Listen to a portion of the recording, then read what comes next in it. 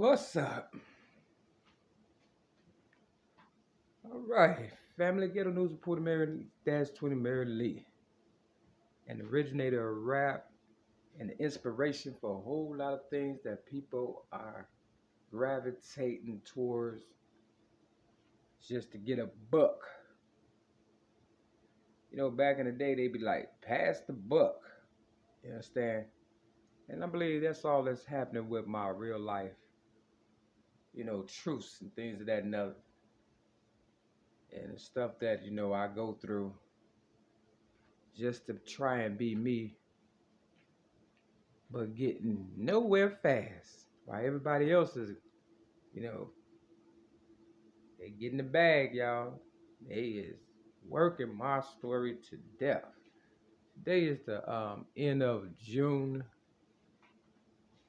29th, 2021, Tricky Tuesday. I had made an announcement in another video. It's 11:18 p.m. in my city, Chicago, and that I spell SHECARGO because I am a girl that was violated as a young person that could have been a cute young lady, but because I was left to the wolves due to the fact that I am the originator of rap and I had to work as hard as any man or harder, my outer appearance tends to show that, my features are of a guy. Now, you would think me looking as masculine as I do, I would be able to get the bag for myself, like the little Nas X who is just uh, gay for the pay. You know, in prison, a lot of girls and guys are gay for the state. You understand what I'm saying? And they just, do what they have to do. And then they go back to their wives or girlfriends or significant others or whatever the case may be. But then again, a lot of them end up gay. You understand what I'm saying? I had a friend I thought was a friend. He had a baby mama and, children and things of that. And I wanted to know why he was interested in me because I've always kind of looked masculine, you know, ever since I was a teenager. When I was younger, I had girly girl features, but the harder I worked or they worked me, the more harder I had to become because, I am a native of my land, America and Chicago. And when people are trying to put all the weight on you to come up, which was they was doing and what they are doing, still to this day, Tricky Tuesday. Um, June 29th, 2021, so they say. They tend to, don't care, how you look, feel, or what you're trying to become or, you know, savage for yourself. And that's a sense of independence and self-worth. They just trying to come the fuck up. They don't care about, the struggles you had to have to overcome and the survival tactics you had to use. And, they just look at you as a person that's in their way. And, they'll do anything to get you out the way, even though you paid the way for them to be able to be who they are, even if they are not gay, but just acting gay. I just looked at a video about Lil Nas X, and dude really did, put that video together and stuff. The guy that narrated the Lil Nas X gay agenda, but Lil Nas claims he's not gay. He like girls and stuff, but he's kissing on guys at the BET Awards and stuff. See, you can't play both sides of the fence. Today's scriptures is Acts chapter 18 and 19 and Ezekiel chapter 33 and First Colossians chapter 16.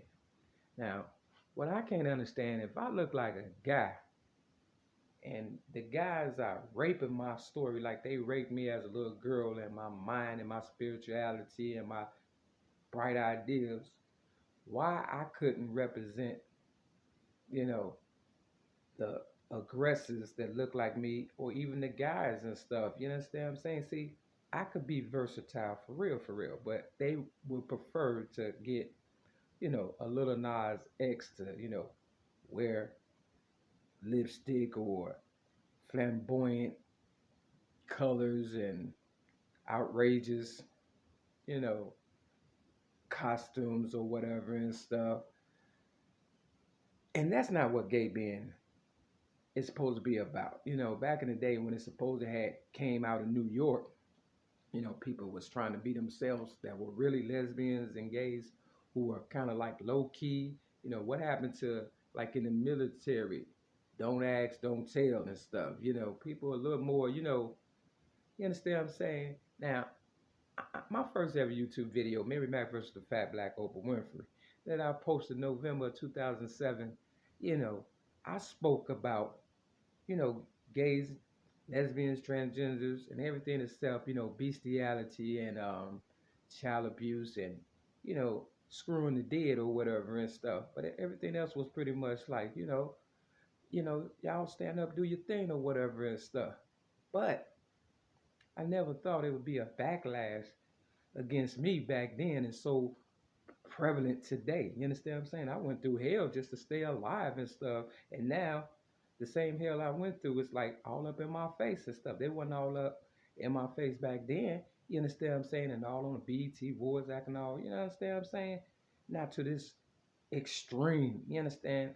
I made gay popular but for all the wrong reasons. Now back in the day, they had the the Stonewall riots or whatever in New York in 1969.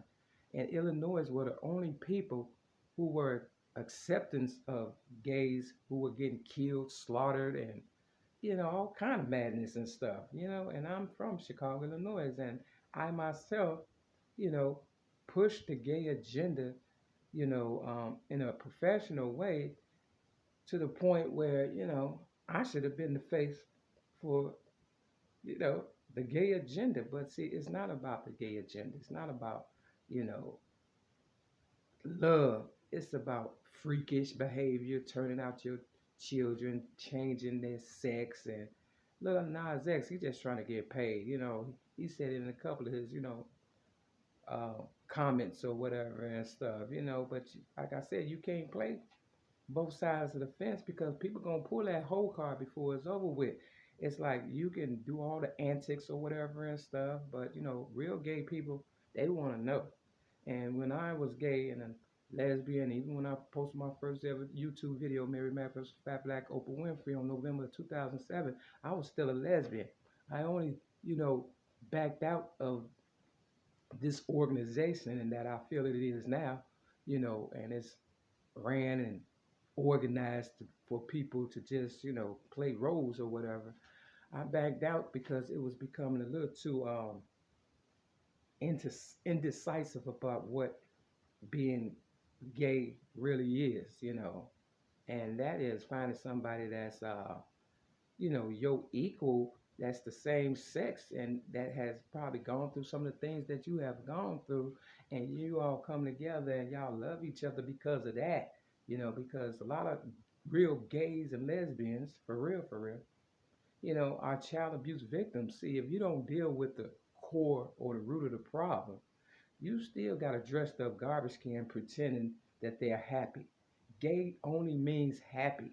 You understand what I'm saying? Now, my second YouTube video, and that I posted right after, the me versus Oprah Winfrey or MAERE-MAK versus the Fat Black Oprah Winfrey video, I broke down why, most people I knew growing up were gay and stuff. And I gave my child abuse rap. Now, I did not rap it, with the heart and soul, like I did when I put my voice on cassette tape at a mall with no background music or nothing. I just went in the booth and, paid, you know, a few dollars and stuff, and somebody has that, um, you know, recording of me for real.